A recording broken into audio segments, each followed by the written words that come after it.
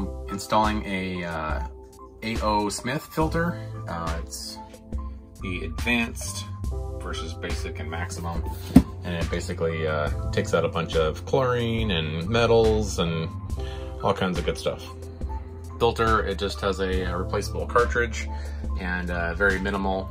It takes the ½ or the =1/4" tubing, goes right into both sides. So it's just an inline filter. You can place it pretty much anywhere.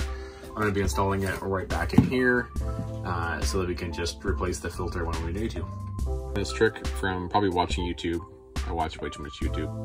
You just take a piece of tape, you stick it to the back, you trace out the holes where the mounting screws go to.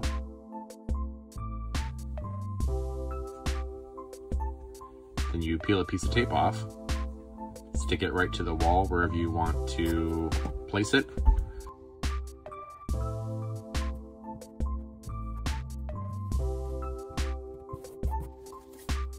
You put the bolts right in the holes where they go.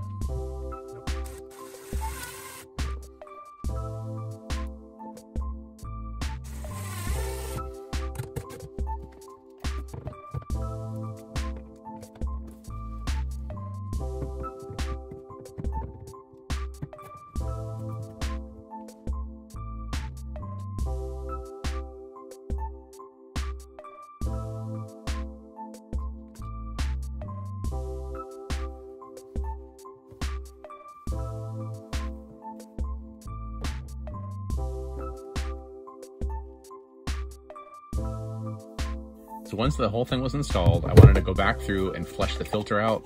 The recommendation is to do a few gallons before you actually use it. So I just used my coffee pot here and flushed it out a few times just until I was satisfied with the color and the taste of the water. If you have any questions about this video, please don't hesitate to ask in the comments.